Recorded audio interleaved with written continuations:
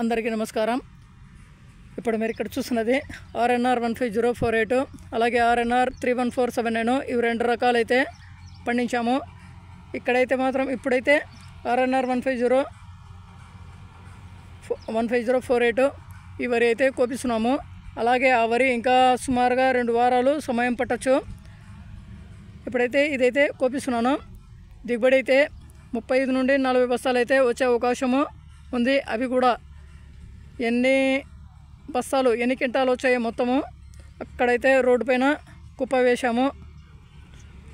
కాట వేసిన తర్వాత మొత్తము అయిపోయిన తర్వాత చెప్తాను తప్పకుండా.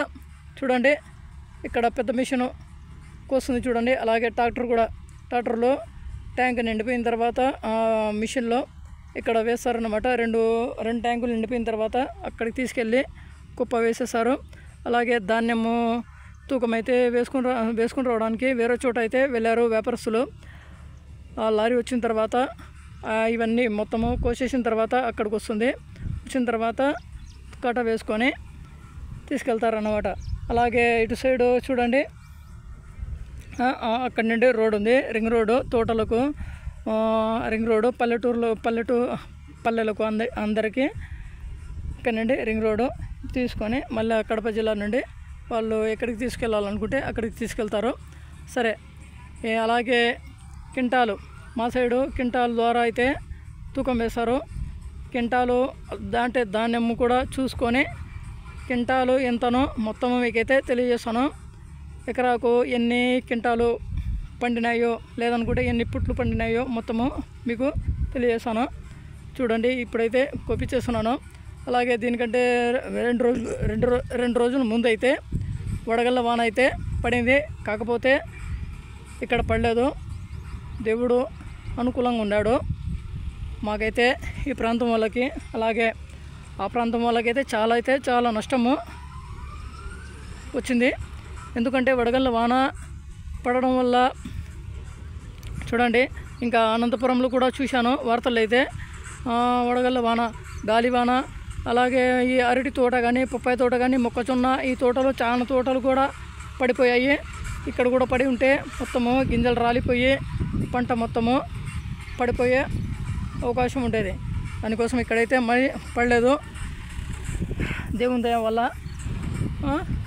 కోత అయితే జరుగుతుంది. అలాగే చూడండి ఇక్కడ సైడ్లకు అంటే సైడ్లకు అక్కడ బ్లేడ్లు ఉంటాయి కదా, అవి అయితే తగవు అన్నమాట. అక్కడక్కడ చూడండి కుప్ప అయితే కోసి పెట్టాను. ఓకే అండి, చూడండి వస్తుంది. ఇది తీసుకెళ్ళేసి వేసేయాలి. ఎండలు అయితే భలే దంచి కొడుతున్నాయి. అసలు అయితే పని చేయలేకుండా ఉన్నాడు మనిషి అయితే. చూడండి. ఓకే అండి, సమయం వచ్చేసి 11:40 అవుతుంది. ఎండలు భలే దంచి కొడుతున్నాయి. చూడండి పోస్తుంది. సుమారుగా 4 ట్యాంకులు అయితే తక్కువ అయితే రాలేదు. ఎకరాకు 4 ట్యాంకులు ఫుల్ అయితే వచ్చాయి. ఇంకా కొంచెం అయితే వచ్చాయి. ఓకే అండి, బాయ్ అండి.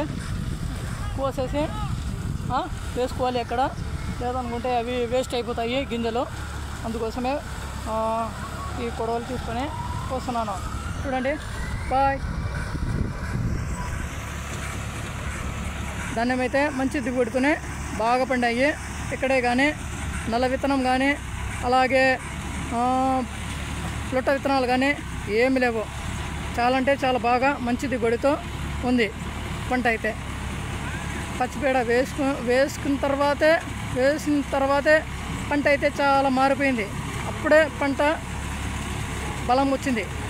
మీకు చాలా వీడియోస్ చేశాను, చూపించాను, షార్ట్ వీడియోస్లో కానీ లాంగ్ వీడియోస్లో కానీ. చూడండి ఒకసారి అర్థమవుతుంది. ఓకే అండి, బాయ్.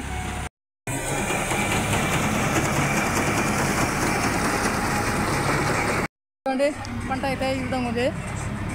ఇటు సైడు కొంచెం హైట్ అయితే తగ్గింది. అలాగే అటు సైడ్ అయితే చూశారు కదండి. ఆ వీడియోస్ కూడా ఒకసారి చూడండి, మీకు అర్థమవుతుంది, కనపడుతుంది. చూడండి గింజలు అయితే ఈ విధంగా ఉన్నాయి. ఇక్కడే కానీ నల్ల విత్తనం కానీ